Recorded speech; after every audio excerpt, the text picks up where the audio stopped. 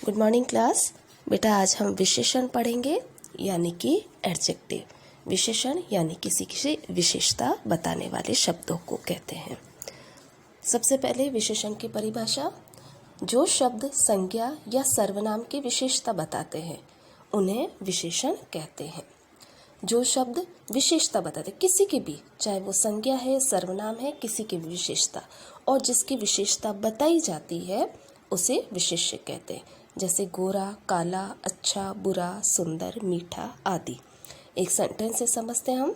जैसे आसमान का रंग नीला है। इसमें आसमान कैसा?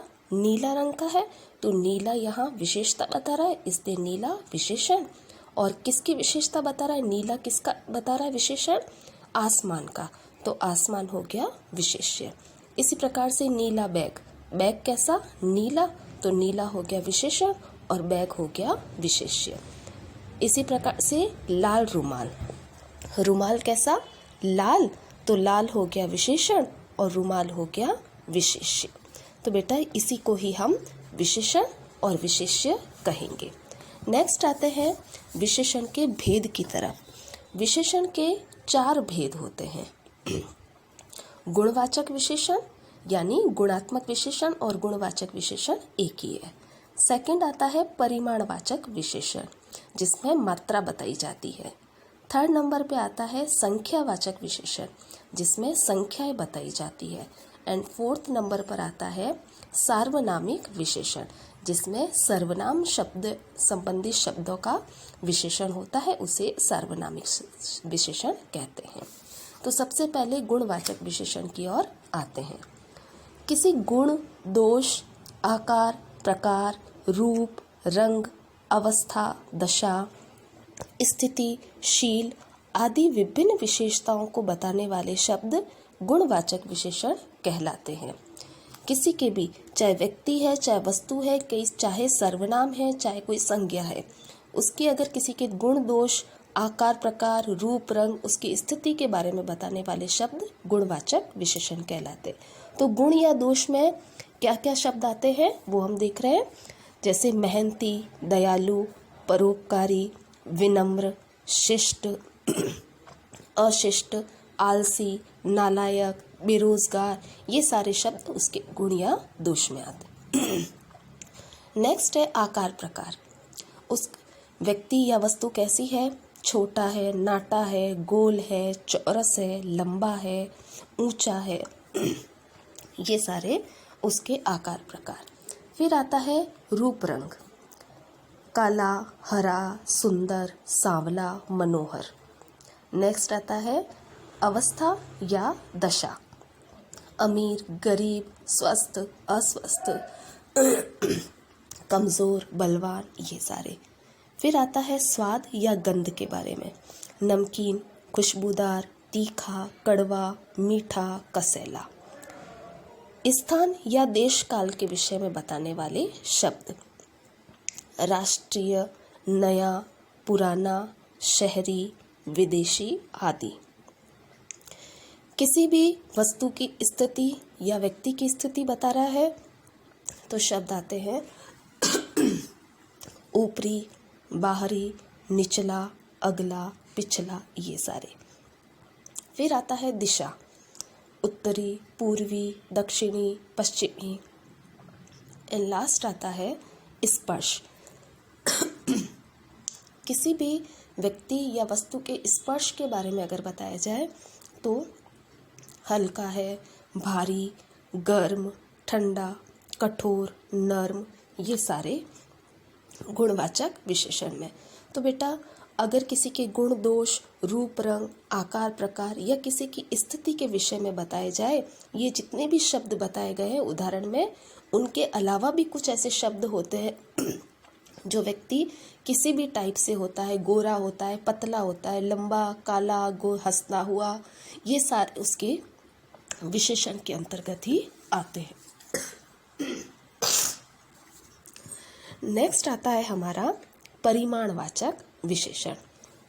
परिमाणवाचक विशेषण की परिभाषा क्या कहती है कि विशेष्य के माप तोल के बारे में बताने वाले विशेषण को परिमाणवाचक विशेषण कहते हैं।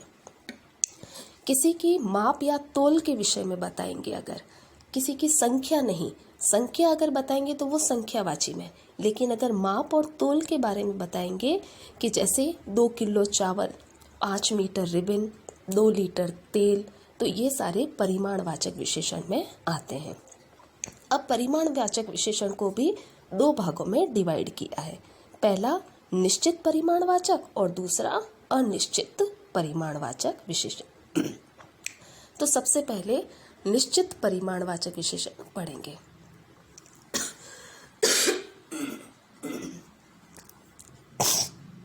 संज्ञा की निश्चित मात्रा के बारे में बताना, जो किसी पर्टिकुलर मात्रा के विषय में बताएगा उसे निश्चित परिमाणवाचक विशेषण कहते हैं।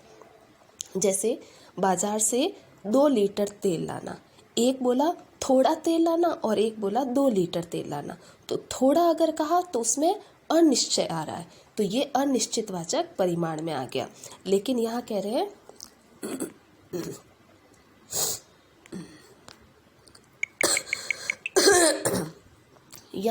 हैं कि निश्चितवाचक में 2 लीटर तेल लाना।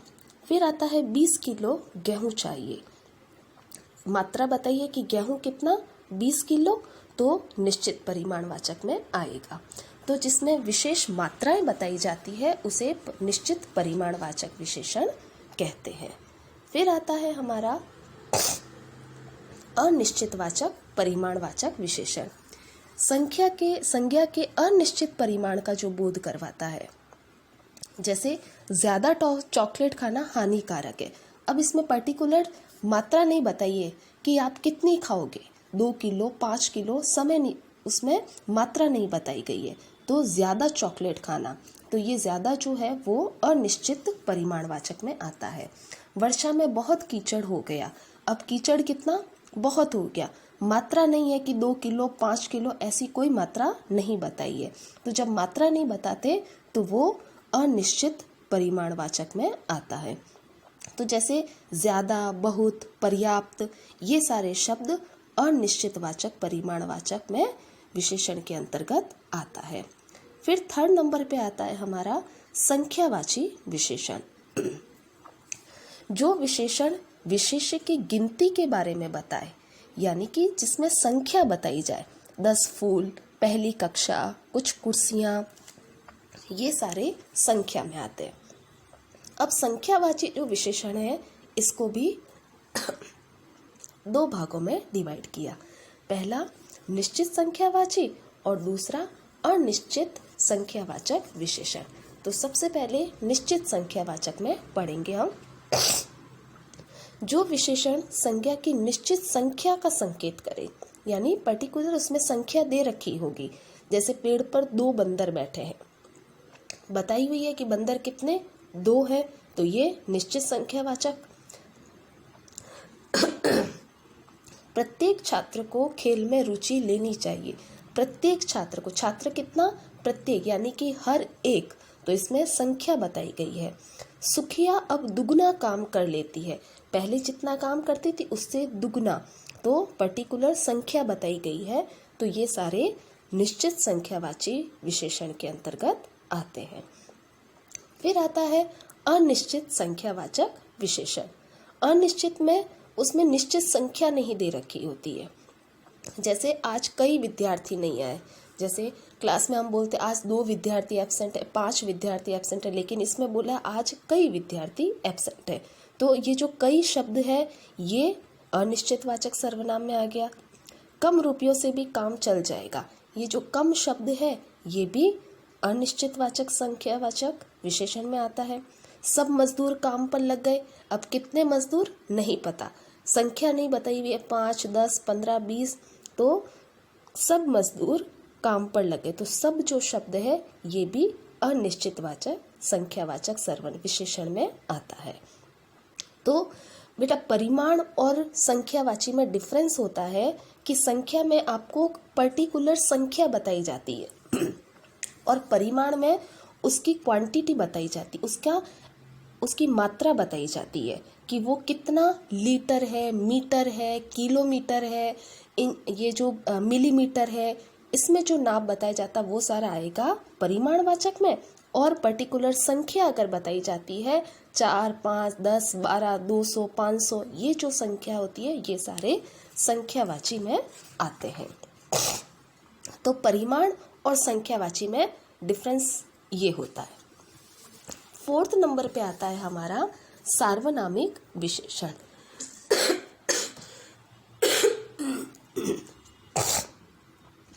सार्वनामिक विशेषण जब सर्वनाम संज्ञा के पहले आए और संज्ञा की विशेषता बताए।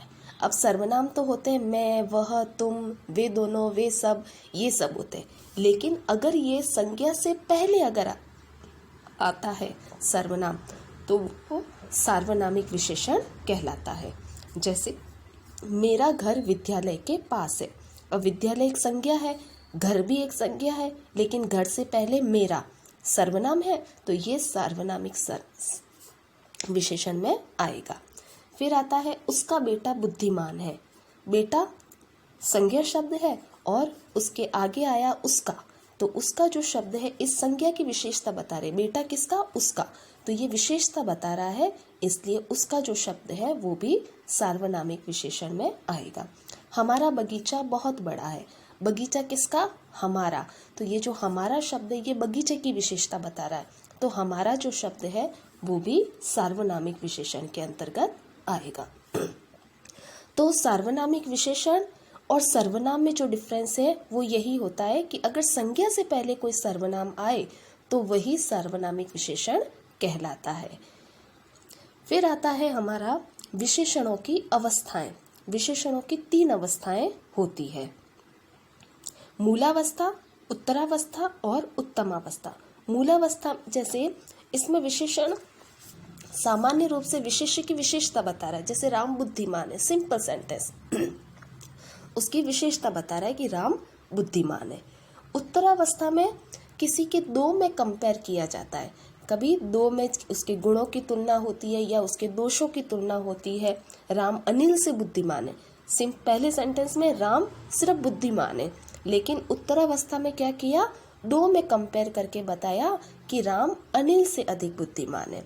और उत्तमावस्था में क्या होता है, जब तुलना सब में होती है, 2 से अधिक में होती है अगर तुलना, तो वो उत्तमावस्था में आती है। जैसे राम कक्षा में सबसे बुद्धिमान है, उसका कंपेयर कक्षा के सभी बच्चों से किया गया। तो मूलावस्था में सिर्फ सिंपल सेंटेंस, उत्तरावस्था में उसका कंपेयर होगा, उसकी तुलना होगी 2 के बीच में, और उत्तमावस्था में उसकी तुलना होगी खूब सारे व्यक्तियों के बीच में, 2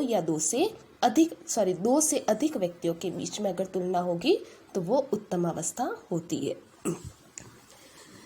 अब हम देखते हैं जैसे तीव्र, ये मूलावस्था, इसकी उत्तरावस्था तीव्रतर, उत्तमावस्था तीव्रतम। इसी प्रकार से महान, महानतर, महानतम। दीर्घ से दीर्घ मूलावस्था है, उसकी उत्तरावस्था दीर्घतर और उत्तमावस्था दीर्घतम। प्रिय से प्रियतर, प्रियतम। उच्च से उच्चतर, उच्चतम। निम्न से निम्नतर, निम्नतम। इसी प्रकार से सुंदर से हो सकता है सुंदरतर, सुंदरतम। लघु से हो सकता है लघुतर, लघुतम। निकट से हो सकता है निकटतर, निकटतम। गुरु से हो सकता है गुरुतर, गुरुतम। सुंदर से हो सकता है सुंदरतर। प्राचीन से हो सकता है प्राचीनतर, प्राचीनतम। अब कुछ शब्दों से संज्ञा शब्द हैं हमारे सामने जिनसे विशेषण बनाए जा रहे हैं। जैसे समाज, समाज से शब्द बनता है सामाजिक। जापान से जापानी। बुद्धि से बुद्धिमान। कृपा से कृपालु। लोभ लोभी। नव नवीन। चमक से चमकीला। इसी प्रकार से सर्वनाम से विशेषण, कुछ सर्वनाम शब्द है मैं से मेरा, हम से हमारा, वह से वैसा, जो से जैसा, तुम से तुम्हारा। तो ये सर्वनाम से विशेषण बनते हैं। फिर आता है हमारा क्रिया से, जो क्रिया शब्द होती है उनसे विशेषण कैसे बनते हैं। जैसे वंद से वंदनीय। पठ से पठित। बेचना से बिकाऊ। भूलना से भुलक्कड़। खेलना से खिलाड़ी। कमाना से कमाऊं। और भी हो सकते हैं, जैसे खाना से खाऊ। टिकना से टिकाऊ भी होते हैं। फिर आता है कुछ अव्यय शब्द। अव्यय शब्दों से विशेषण बनते हैं ऊपर से ऊपरी, पीछे से पिछला, बाहर से बाहरी, अंदर से अंदरूनी, भीतर से भीतरी और नीचे से निचला। तो बेटा ये सारे थे हमारे विशेषण। विशेषण जो किसी की विशेषता बताते हैं और जिसकी विशेषता बताई जाती है उसे विशेष्य कहते हैं। विशेषण 4 प्रकार के, पहला गुणवाचक, दूसरा परिमाणवाचक, तीसरा संख्यावाचक एंड चौथा सार्वनामिक विशेषण। गुणवाचक में उसके गुण, दोष, रूप, रंग के बारे में बताया जाएगा। परिमाण में उसकी मात्रा बताई जाएगी। संख्या में केवल संख्या बताई जाएगी और सार्वनामिक में सर्वनाम शब्दों का प्रयोग होगा जो संज्ञा से पहले आता है। धन्यवाद।